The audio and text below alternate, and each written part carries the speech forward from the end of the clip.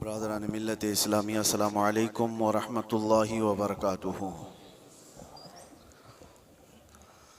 अल्हम्दुलिल्लाह अल्हम्दुलिल्लाहिल हन्नानिल मन्नान अल्लज़ी खलक़ल इंसान व अल्लमहुल बयान वस्सलातु वस्सलामु अला रसूलिही सय्यिदिल इंसी वल जान व अला आलिही व अस्हाबिही ज़विल खैरि वल इहसान अम्मा बअद फ़अऊज़ु बिल्लाहि मिनश शैतानिर रजीम बिस्मिल्लाहिर रहमानिर रहीम।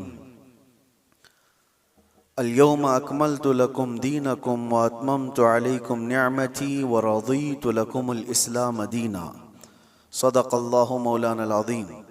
बारगाह रिसालत मुआज़ सल्लल्लाहु अलैहि वसल्लम में दुरूद पाक का हदिया पेश करें। अल्लाहुम्मा सल्लि अला सय्यिदिना मुहम्मदिन मअदनिल जूदि वल करम व आलिहि व अस्हाबिहिल किराम व इब्निहिल करीम व बारिक व सल्लिम सलातन दाइमतन सरमदन अबदा।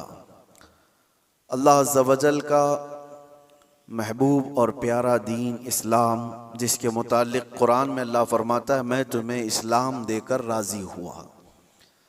एक ऐसा निज़ाम हमें दिया गया जिसमें कोई शोशा खाली नहीं छोड़ा गया। किसी भी बाप का, किसी भी हिस्से का, जिंदगी के किसी गोशे को तशना नहीं छोड़ा गया है।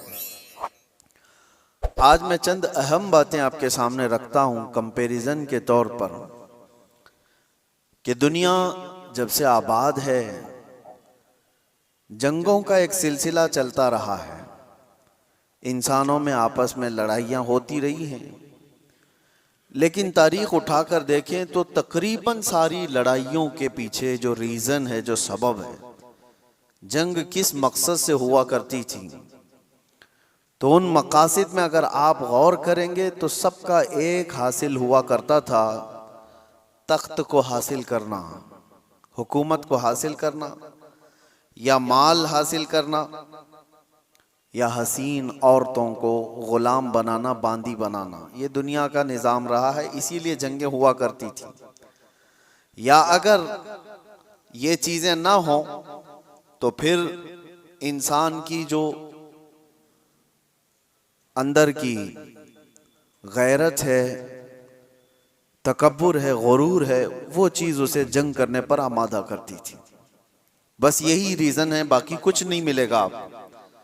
एक कबीले की दूसरे कबीले से, एक ख़ानदान की दूसरे ख़ानदान से, एक मुल्क की दूसरे मुल्क से लड़ाइयाँ हैं, तो उन लड़ाइयों में, उन जंगों में आप रीज़न तलाश करेंगे सबब के किस बुनियाद पर है। तो या तो वो ज़मीन का हासिल करना है, टुकड़े को हासिल करना है, या तो फिर उस इलाके के ज़रख़ीज़ हिस्सों के ऊपर अपना कब्ज़ा जमाना है, या तो फिर वहाँ के लोगों को ग़ुलाम बनाकर अपने अंडर में रखना है। यही सारी चीज़ें हैं पूरी दुनिया में, पहले से यही चलता आ रहा है। और लगभग आज भी अगर आप दुनिया पर नज़र डालेंगे तो यहाँ पर भी जंगों का एक मकसद यही दिखेगा आपको। हाँ, या तो फिर कोई अपने आप को दादा कहे, बाबा कहे, कोई अपने आप को सुपर पावर कहे, और उसके बाद फिर दूसरों को मनवाने की बात कहे कि मेरी हर बात तुम्हें माननी पड़ेगी। दूसरा नहीं मानेगा, अगर आंख भी दिखाया तो फिर जंग हो जाएगी। अगर वो कमजोर है, गरीब है, तो फिर जंग हो जाएगी। लेकिन यहां पर भी मकसद जंग का यही है। पूरी दुनिया में तन्हा इस्लाम के मुतालिक मैं आपको बताऊं, इस्लाम में जो जंगें हुई, गज़वात हुए सहाबा के और दूसरों के दरमियान, वहां क्या मकसद रहा, क्या रीजन रहा। हज़रत रबिया बिन आमिर रज़ी अल्लाह ताला अन्हु हुज़ूर सल्लल्लाहु ताला अलैहि वसल्लम के तर्जुमान हैं, एम्बेसडर हैं। जब वो ईरान में गए थे वहाँ के बादशाह के पास पैगाम लेकर इस्लाम का, तो आपसे पूछा गया था कि आप लोग क्यों ये पैगाम पहुँचाना चाहते हैं हर जगह, और क्यों लड़ना चाहते हो या मुकाबला करना चाहते हो। आपने कहा हमारे आका सल्लल्लाहु ताला अलैहि वसल्लम का फरमान आलीशान है, ला ततमन्नौ लिक़ा अदुव्विकुम, दुश्मन से मुठभीड़ होने की, जंग करने की तमन्ना भी मत करो, जंग करने की ख्वाहिश मत रखो। लेकिन हम पैगाम अमन और पैगाम इस्लाम फैलाते हैं, इसलिए अब रीज़न सुनो, सबब सुनो, इस्लाम किस लिए फैला। हज़रत रबिया बिन आमिर कहते हैं कि हमारा सिर्फ एक मकसद है कि इंसानों को इंसानों की गुलामी से निकालकर खालिक की आप बंदगी में लगा दें, अल्लाह की बंदगी में और उसकी इबादत में लगा दें। हमारा मकसद ये है इंसान इंसान का गुलाम ना रहे। हर दौर में यही चलता आ रहा है। और आप शुरू के दिनों में जो गुलामों के मामलात इस्लाम के मसाइल में भी अगर पढ़ते हैं तो यूं नहीं है कि इस्लाम ने गुलामी को बढ़ावा दिया है, बल्कि इस्लाम धीरे धीरे धीरे गुलामी को ख़त्म कर दिया। अरे तुमने कसम का अगर खा लिया, कसम खा लिया और उसको तोड़ दिया तो कफ़ारे में गुलाम आज़ाद करना है, रोज़ा उसके कफ़ारा है उसमें गुलाम आज़ाद करने हैं, ज़िहार है उसमें गुलाम, कई ऐसी चीज़ें हैं। गलती तुम कर रहे हो लेकिन गुलाम को आज़ाद करना है। ये सिस्टम क्यों बनाया गया था? ये सिस्टम इसलिए कि गुलामी का दौर ख़त्म हो जाए। और इस्लाम ने जो कुछ भी गज़वात हुए, जंगें हुई, वो सिर्फ और सिर्फ अल्लाह तबारक व तआला की ज़मीन पर उसके अहकाम के निफाज के लिए। दूसरा रीज़न उन्होंने बताया था कि जब कभी जंग करने का हुक्म हमें उस वक्त तक नहीं है जब तक किसी कौम के ऊपर कोई ऐसा जालिम आ जाए जो वहां के लोगों का जीना धोबर कर चुका हो, उनको सांस लेने की भी दिक्कत आ गई हो, तो फिर इस्लाम कहता है कि अल्लाह तबारक व तआला की मखलूक को आसानी पहुंचाने के लिए और जालिमों से नजात दिलाने के लिए फिर उसके लिए जंग होगी। तो जंगों का जो रीज़न है, वो मकसद है, वो अल्लाह तबारक व तआला की ज़मीन को फसाद से साफ करने के लिए ही सिर्फ एक रीज़न आपको मिलता है, ये इस्लाम में। बाकी दूसरी जगह आप जहां पर भी देखेंगे, दूसरे मुल्क पर, दूसरी कौम पर हमला करना है तो वहां के माल को लूटना है, वहां की ज़मीन को हासिल करना है, वहां की बादशाहत को लेना है, वहां के इलाकों पर अपना कब्जा जमाना है। अगर इलाकों पर कब्जा जमाना ही होता हर जंग करने के बाद, तो आपको मैं बताऊं खालिद बिन वलीद ने 125 जंगें लड़ी, 125 जंगें लड़ी और कई इलाके फतह किए। क्या हर इलाके को फतह करने के बाद खालिद बिन वलीद ने अपनी बादशाही का ऐलान कर दिया कि आज के बाद से इस इलाके का मालिक मैं हूं, इस इलाके का बादशाह मैं हूं? नहीं।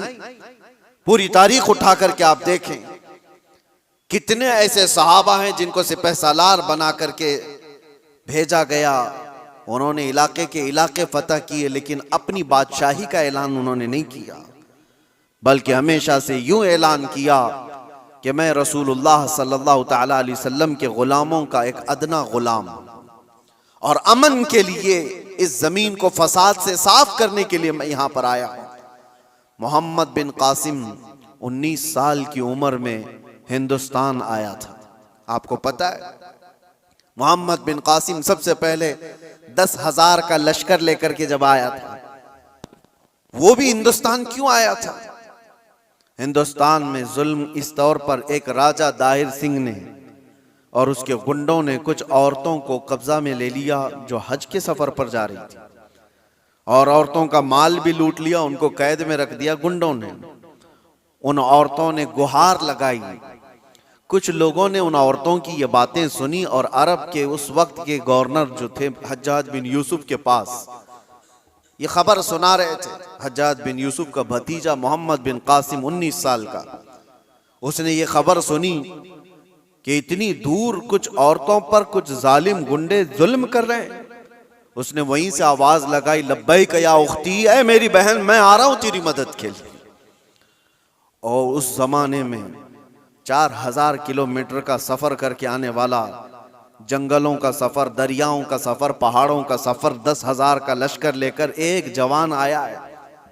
और फिर उस जमाने में मौजूद इन गुंडों और इन जालिमों को जो औरतों के हुकूक की पामाली कर रहे थे, ललकार करके कहा।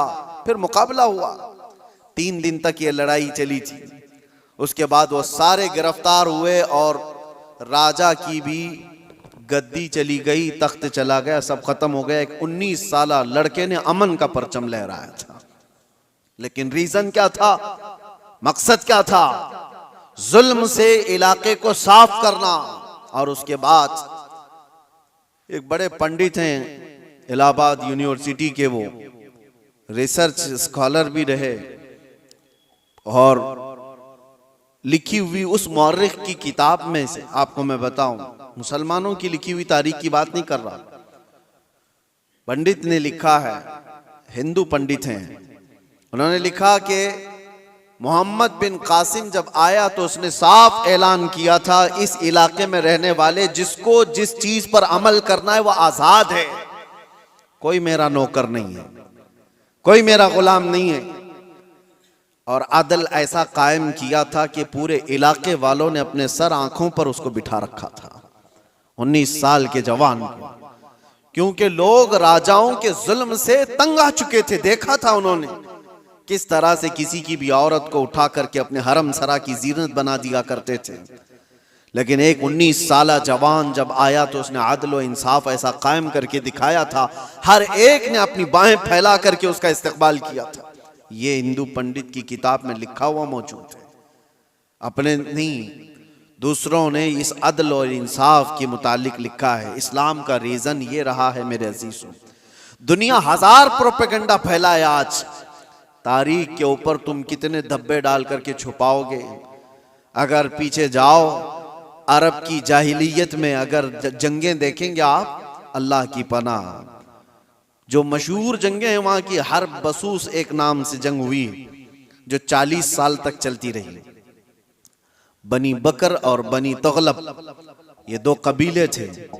इन कबीलों में हुआ क्या था, बनी बकर की ऊंटनी बनी तगलब के चरागाह में आ गई थी, ऊंटनी चरने के लिए आ गई गलती से, इस पर जंग शुरू हुई और 40 साल चली थी। कैसी जंग हुई थी दोनों कबीलों में, जब तक दोनों कबीलों के लोग खत्म ना हो गए, दोनों कबीलों की ऊंटनियां और घोड़े मर नहीं गए, तब तक ये जंग चलती रही। उसके अलावा और भी जंगें हैं, औस और खजरज की लड़ाई 120 साल तक चली थी। ये सिर्फ और सिर्फ गुरूर और तकब्बुर की बुनियाद पर चली हुई जंगें हैं। इलाके के इलाके उन्होंने खत्म कर दिए थे, नस्लें खत्म हो गई थी। नबी पाक सल्लल्लाहु ताला अलैहि वसल्लम के मदीने तैयबा आने तक औस और खजरज की लड़ाई चल रही थी। और अगर आप ये कहें ये अरबों की जिहालत और इनकी निहायत ही बदमाशी का हाल होगा, तो ऐसा नहीं है मेरे अजीजों। उस जमाने में ईरान का भी वही हाल था, रोम का भी वही हाल था।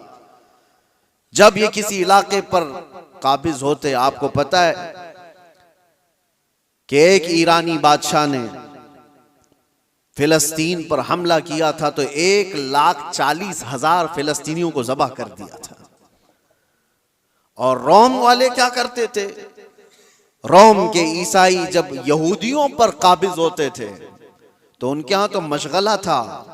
हजारों लोग जब जंग में कैदी बनकर के आते थे तो इंटरटेनमेंट के लिए रोजाना मैदान सजाए जाते थे, और उसमें बड़े बड़े जो पहलवान हैं, जो सिपह सालार हैं, वो अपनी तलवार का जौहर दिखाने के लिए इन कैदियों को एक साथ मारते थे।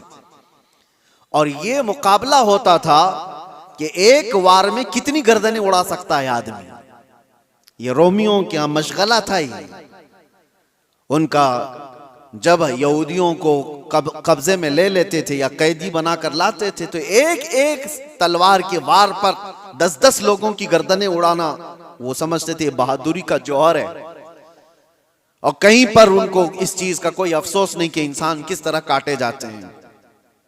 एक तो आपको मैं बताऊं, बहुत मशहूर एक शख्स है जिसको डार्लिंग ऑफ ह्यूमन रेस कहा जाता है। तारीख में आप पढ़ लेना इसने क्या किया है। तकरीबन 60,000 के करीब यहूदियों को कब्जे में लेकर एक बहुत बड़े इलाके में उनको बांध दिया और जंगल के खतरनाक दरिंदे ला करके उनके ऊपर छोड़ दिए गए थे। वो नोच नोच करके खाते थे और ये लोग तमाशा देख देख कर तालियां बजाते थे। ये इंसानों की जिंदगियों के साथ जो तमाशे होते रहते थे, ये ईगो, ये उनका तकब्बुर, ये उनका गुरूर, किसी मफतूह कौम पर, मगलूब कौम पर वो अपने गुस्से की तमाम चीजें निकाल दिया करते थे। जब कभी किसी पर काबिज हुए, बैतुल मुकद्दस को कितनी मर्तबा खून में नहलाया गया आपको पता है।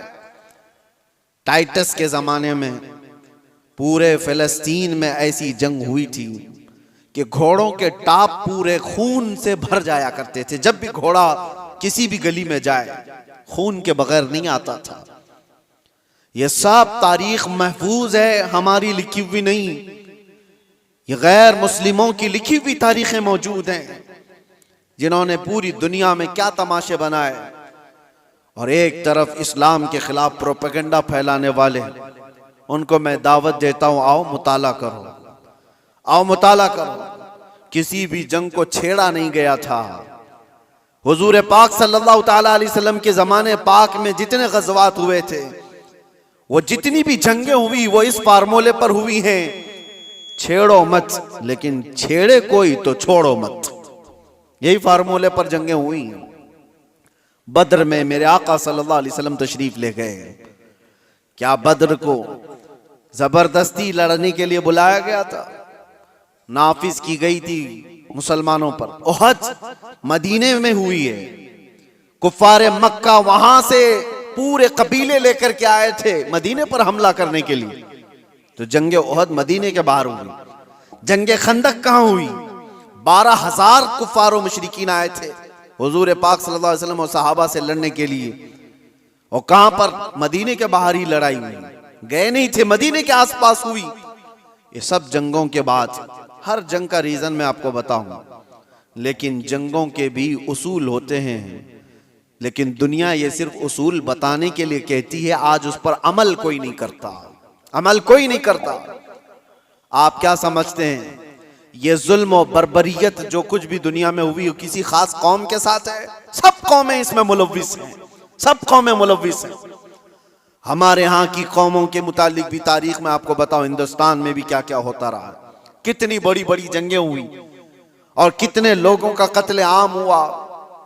राजाओं के, महाराजाओं के तख्त हासिल करने के लिए एक दूसरे की लड़ाइयों में कितने गिरजाघर तोड़े गए, कितने मंदिरों को तोड़ा गया, कितने माबदों को तोड़ा गया। ये सब चीजें तारीख में मौजूद हैं। लेकिन दुनिया इन सब से आंख बंद करके एक तरफ टारगेट की हुई है, सिर्फ इस्लाम, जबकि सबकी तारीखें भरी हुई।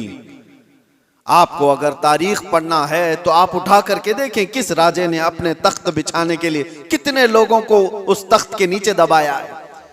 आपको पता है ये जो पिरामिड्स बने थे उसके मुतालिक भी यही कहा जाता है। अहरामात मिस्र फराइना ने, वहां पर वो एक एक पत्थर पता नहीं कितने हजार किलो का है, इस तरह से वो जो बनाए गए उसमें हजारों ने, लाखों लोगों की लाशें खत्म हो गई हैं, कितने लाखों लोग मर गए उसमें। बादशाहों का निजाम यही रहा है, अपने हुसूल के लिए, अपने जाह के लिए, अपनी तलब के लिए इंसानों का कत्लेआम किया है, इंसानों का कत्लेआम किया। और जो वर्ल्ड वार फर्स्ट और वर्ल्ड वार सेकंड जो हुई, इसकी भी तारीख उठा करके आप पढ़ो, किस लिए जंगें हुई आपस में। ये तो ज्यादा दूर नहीं है ना, 1920 1940 के बीच में, ये ज्यादा दूर नहीं है, अभी 100 साल पहले की बात आपको बता रहा हूं। फर्स्ट वर्ल्ड वार और सेकंड वर्ल्ड वार में जो लोगों की मौतें हुई हैं, फर्स्ट में तकरीबन 3 करोड़ लोग मारे गए हैं। करोड़, 1 2 100 200 1000 2000 की बात नहीं कर रहा हूं, 3 करोड़। और सेकेंड वर्ल्ड वार में उससे भी ज्यादा लोग मारे गए, जख्मी हुए। ये सिर्फ और सिर्फ बादशाहों ने अपने तख्त के लिए, अपनी जमीनों के लिए लड़ाइयां लड़ी। और टोटल मेरे आका सल्लल्लाहु अलैहि वसल्लम ने अपनी जिंदगी पाक में 17 गज़वात में शिरकत फरमाई। कितने? 17 गज़वात में। और टोटल 17 गज़वात को मिलाएंगे तो 252 लोग मरे थे, इसके अलावा नहीं। 17 जंगों की जो लिस्ट बताई जाती है मेरे अजीजों, लेकिन फिर भी दुनिया को एतराज है इस्लामी जंगों से। आपको मैं बताऊं, जंगों के उसूल होते हैं, उसलूब होते हैं, तरीक़ेकार होते हैं, लेकिन किसी ने अमल नहीं करना है उस पर। गुआंतानामो बे जेल के मुतालिक सुना होगा, अबू गुरैब जेल के मुतालिक आपने सुना होगा। अमेरिकी लोगों ने जो इराक जंग के बाद वहां के कैदियों के साथ सलूक किया है, यह हमने नहीं है, ह्यूमन राइट्स की तंजीमों ने लिखा है, इसको तारीख में मौजूद है। कैदियों को लिटा करके उनके ऊपर कुत्ते छोड़ दिए जाते थे, कैदियों को बांध करके उनके मुंह पर पेशाब किया जाता था और उनको गलाजत खाने पर मजबूर किया जाता। इंसानियत से गिरे हुए हरकतें। एक जालिम जब नशा के गुरूर में आता है तो ऐसी हरकतें करता है, लेकिन जिसके सीने में ईमान हो वो क्या करता है? अल्लाहु अकबर। मेरे अजीजों, मुहम्मदुर रसूलुल्लाह सल्लल्लाहु ताला अलैहि वसल्लम के पाए अक़दस पर मैं तुम्हें लेकर चलता हूं। ये वो वक्त है जब अल्लाह के हबीब सल्लल्लाहु ताला अलैहि वसल्लम का पैगाम दुनिया में बहुत दूर तक जा चुका था। यमन, इराक, शाम, मिस्र, हर जगह पहुंच चुका था और 1,20,000 सहाबा उस वक्त मौजूद थे जब नबी पाक सल्लल्लाहु ताला अलैहि वसल्लम की कुव्वत का आलम था, गलबे का वक्त था। मक्का भी फतह हो चुका था, मदीने के आसपास का इलाका इस्लाम के परचम से लहरा रहा था। ये वो दौर की बात नहीं कर रहा हूं मैं जब कुफारे मक्का से बच करके रहना पड़ता था, छुप करके तबलीग करनी पड़ती थी। उस दौर की बात नहीं कर रहा हूं, गलबे के वक्त की बात कर रहा हूं। ये हुजूर पाक की जाहिरी जिंदगी का आखिरी साल है जब मेरे आका सल्लल्लाहु अलैहि वसल्लम हज करके वापस तशरीफ लाए थे और बीमार थे। उस वक्त जब नबी करम सल्लल्लाहु ताला अलैहि वसल्लम के नाम का चर्चा कैसर और किसरा के जिस्मों में कपकपी तारी कर देता था, हजारों फौजें थरथराती थी, गलबे का वक्त था। उस वक्त नबी पाक सल्लल्लाहु अलैहि वसल्लम मस्जिद नबवी शरीफ में बैठे हैं और अपने सहाबा से कहते हैं, कोई है इसमें जिस पर मेरा कोई हक बाकी है तो मुझसे ले सकता है? कोई है जिस पर मेरा कोई हक बाकी है तो वो सवाल करे, मैं देने को तैयार हूं। मेरे अजीजों, कौन कहेगा ये?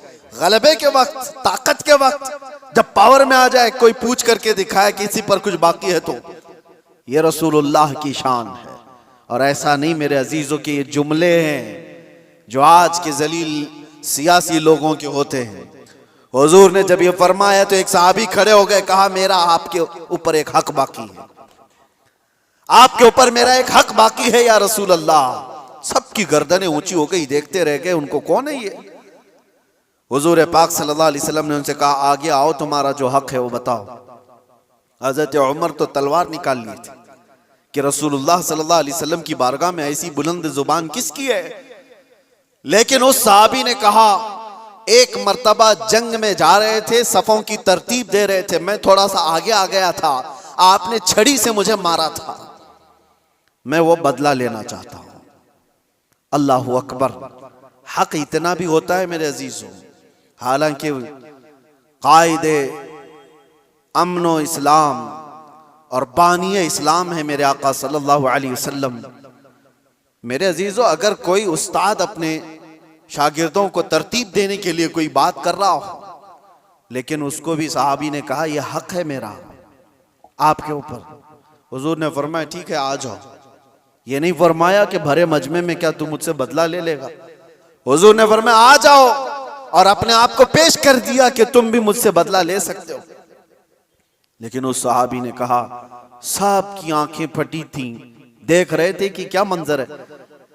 लेकिन उस सहाबी ने कहा, या रसूल अल्लाह, जिस वक्त आपने मुझे मारा था मैं सिर्फ तहबंद पहना था, जिस्म पर मेरे कुछ भी नहीं था, कुर्ता नहीं था, सिर्फ मैं तहबंद पहना हुआ था, ऊपर से जिस्म मेरा खुला था। और मैं ये चाहता हूं कि बदला उस हालत में ही लूं कि आप भी अपना जुब्बा उतार दीजिए, आप भी अपने तहबंद में रहिए। नबी पाक सल्लल्लाहु अलैहि वसल्लम ने छू चिरा कुछ भी नहीं फरमाया, अपना जुब्बा उतार दिया। लाओ दुनिया की कौमों को एक आइडियल, कोई ऐसा जो अपने आप को अपनी कौम के सामने पेश करे। यहां तो डरपोक लोग ऐसे बैठे हुए हैं जिनको सवालात से का सामना करने की हिम्मत नहीं है, ताकत नहीं है। अपनों के सामने ही वो रियाया का क्या मुकाबला करेंगे, क्या सामना करेंगे। नबी पाक सल्लल्लाहु अलैहि वसल्लम ने अपना जुब्बा पाक उठाया, उस सहाबी ने आकर हुजूर के दोनों कंधों के बीच जो मोहरे नबुव्वत थी उसको बोसा ले लिया। हुजूर के दो शानों के बीच में मोहरे नबुव्वत थी जिसकी चमक सूरत से ज्यादा थी।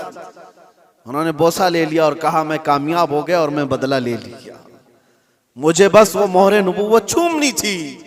लेकिन मेरे अजीजों, वो सहाबी का अपना तरीका था, लेकिन रसूल पाक सल्लल्लाहु अलैहि वसल्लम ने अपने आप को पेश तो कर ही दिया, अपने आप को पेश तो कर दिया। और जंगों के हालात के मुतालिक आपको मैं बताऊं, बद्र के वो 70 कैदी जिनको गिरफ्तार करके मदीने लाया गया था, लोग तो कह रहे थे इनको मार दिया जाए, इनको जला दिया जाए, इनको काट दिया जाए। नबी पाक सल्लल्लाहु ताला अलैहि वसल्लम ने एक भी कैदी को कत्ल करने का हुक्म नहीं दिया। कहा कि गिरफ्तार हुए, तलवार हम पर उठाए थे इसलिए आज ये कैदी हैं, आज ये हम पर, क्योंकि अगर गलबा पाते तो हमको मार देते। उसूल तो यही है, आज ये कब्जे में आए। लेकिन मेरे आका सल्लल्लाहु अलैहि वसल्लम ने क्या निजाम रखा था।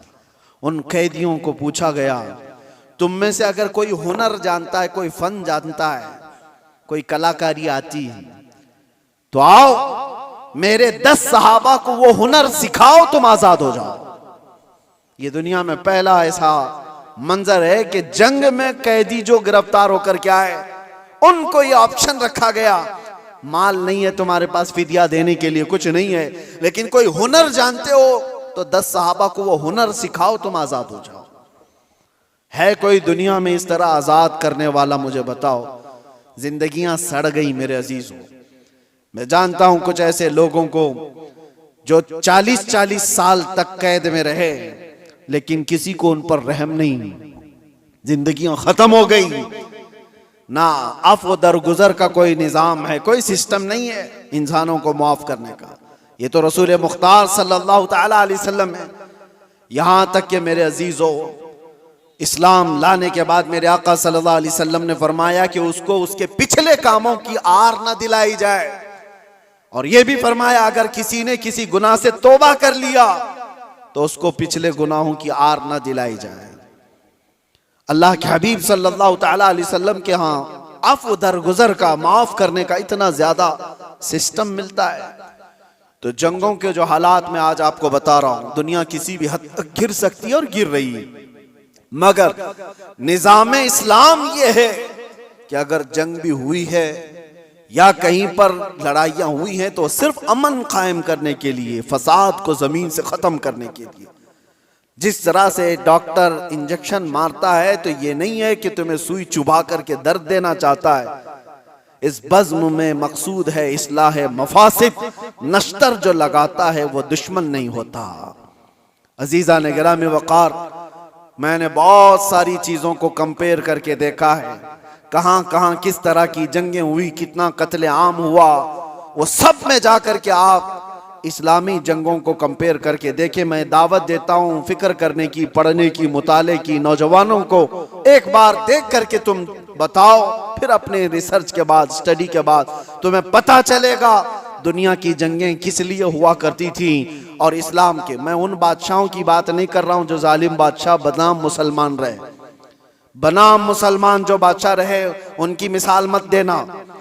हाँ, मैं उन लोगों की बात कर रहा हूं जिसमें अबू बकर सिद्दीक आते हैं, मैं उनकी बात कर रहा हूं जिसमें उमर फारूक आते हैं, मैं उनकी बात कर रहा हूं जिसमें उस्मान गनी और हैदर कर्रार आते हैं, मैं उन लोगों की बात कर रहा हूं जिसमें उमर इब्ने अब्दुल अजीज आते हैं रिदवानुल्लाह ताला अलैहि मजमाइन, जिन्होंने रसूलुल्लाह सल्लल्लाहु ताला अलैहि वसल्लम के मुकम्मल मिशन को नाफिज किया है। मैं उनकी बात कर रहा हूं, मिसाल ला करके दिखाओ। हाँ, अगर जालिम बादशाहों की कुछ तुम्हें इक्का दुक्का मिसालें मिलती हैं तो मैं उसको इस्लामी मिसाल नहीं समझता। इस्लाम से जिसका ताल्लुक होगा वो जुल्म और बर्बरियत नहीं करेगा। और दूसरी बात, आखिरी मैं आपको बताऊं, ये दौर भी वही है, पहले का दौर भी ये चलता आ रहा है। दुश्मनों के साथ मुकाबला करने के लिए जवां मर्दी के साथ मुकाबला करो, जो इस्लाम ने बताया। आमने सामने मुकाबले होते रहे, लेकिन पहले से मैंने देखा है, सिर्फ और सिर्फ इस्लाम को छोड़कर मैं बात कर रहा हूं, दुनिया की सारी कौमें दुश्मन को हराने के लिए, मुकाबला करने के लिए जिन चीजों का इस्तेमाल करती आ रही है वो जलील चीजें, दो चीजें, दौलत और औरत। वो अपनी बेटियों को तक दुश्मन के घर भेजने पर राजी हो जाते। कितनी ऐसी मिसालें आपको बताऊं। लेकिन इस्लाम ने कभी इस चीज को न जायज करार दिया और न ही कभी ऐसे काम को प्रमोट किया कि कोई अपनी बेटी, क्या अपने गुलाम की बेटी को भी किसी दुश्मन के घर की जीनत बनने नहीं दे सकता, चाहे वो जंग के हालात में ही क्यों ना हो। जंग के हालात में क्यों ना, सुल्तान सलाहुद्दीन अय्यूबी के कितने सिपह सालारों को खरीदने के लिए सलीबियों ने अपनी बेटियां भेजी, कितनी बेटियां भेजी। वो वफादार खवातीन आती थी उनकी, और यहां पर वरगला करके अपने दामे फरेब में फंसाने के लिए हर मुमकिन कोशिश करती रही। सिपाहियों में शहवत को फैलाना सुल्तान तक पहुंच गई। आज भी कई बादशाहों के हरम सराओं की जीनत बनी हुई हैं दूसरों की बेटियां। ये जमाने में हर कौम अपनाती आई है, लेकिन इस्लाम ने कभी इसको प्रमोट नहीं किया, कभी नहीं। बल्कि सिद्दीक़ अकबर रदी अल्लाह ताला अन्हु के जमाने में एक यहूदी खातून आई और कहा मैं मदीने छोड़कर यमन जाना चाहती हूँ। यहूदी औरत थी, कहा मुझे घुटन महसूस हो रही है, मैं यमन जाना चाहती हूँ। सिद्दीक़ अकबर ने कहा कोई बात नहीं। 2 जवान सहाबा को उस खातून के साथ कर दिया और कहा इसको यमन तक सही सलामत छोड़ के आना, और उसको ऊंटनी पर सवार किया गया। 2 नौजवान सहाबी, यहूदी औरत है, मुसलमान औरत की बात नहीं कर रहा हूं, उसको यमन तक लेकर के गए। जहां जहां चेकिंग पॉइंट आती थी, लोग पूछते कौन है, कहां से आ रहा है, ये दोनों जवान जवाब देते खलीफा इस्लाम सिद्दीक़ अकबर की कोई मेहमान है, यमन जा रही है। कोई सर उठाकर नहीं देखता था। वो खातून यमन पहुंचती है और उसके बाद सारे लोगों को, अपने कबीले को, खानदान को जमा करके कहती है मैं तो वहां से ये सोच करके आ रही थी कि ये मुसलमान वहशी होंगे, हमारी इज्जतों पर हमला करेंगे, मगर पूरे सफर में मैंने 2 जवानों को देखा, एक बार भी नजर उठाकर देखने को तैयार नहीं। मैं गवाही देती हूं कि इस्लाम सच्चा है और मदीना ही पुरअमन है। मैं वापस जाती हूं उसी हरम में जहां रसूलुल्लाह ने अमन के पैगाम पहुंचाए थे। ये बेटियों की हिफाजत के लिए, आपको पता है औरंगजेब औरंगजेब औरंगजेब, आज दुनिया भर में ये जो एक छवि को खराब करने की कोशिश की जाती है, तारीख को तोड़ मरोड़ कर बताने की, आपको पता है। आप तारीख देखें, मैं औरंगजेब की पूरी तारीख बताने के लिए नहीं खड़ा हूं, लेकिन एक चीज मिलती है। बनारस में एक पंडित के घर एक लड़की थी, जवान लड़की, और जब वो जवान हुई तो बनारस में उस वक्त जो गवर्नर था, कोतवाल था शायद, उसका नाम इब्राहिम कुछ था, मुसलमान था, अय्याश किस्म का था। लड़कियों के ऊपर डोरे डालना, उनको पकड़ना, उनको अपने हरम में जीनत बनाना, ये उसके काम थे। अब ये खूबसूरत जवान लड़की पर वो फिदा हो गया, आशिक हो गया, और उसने किसी भी तरह से इस लड़की को हासिल करने के लिए एड़ी चोटी का जोर लगाया। और आखिर में आकर के हुआ ये कि उसके घर के अतराफ हिसार हो जाता था, घेराबंदी। फिर पंडित मजबूर हो गया, अपनी बेटी से कहा कि चलो, जब वो बड़ा आदमी है तो उसके आगे हम लोग कुछ नहीं कर सकते, बेटी तुम चले जाओ, तैयार हो जाओ, वो चाहता है तुमसे शादी करने के लिए। लड़की को इस चीज की बिल्कुल भी रजामंदी नहीं थी। उसने कहा कि मुझे थोड़ा वक्त दे दीजिए।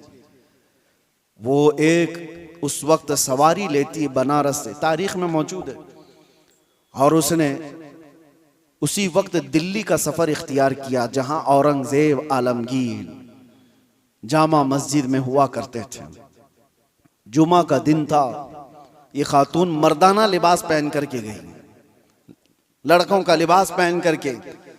जब बादशाह इस्लाम उस वक्त के सुल्तान निकल रहे हैं और लोगों से उनकी हाजतें पूछ रहे हैं, उसी वक्त ये लड़की खड़ी थी।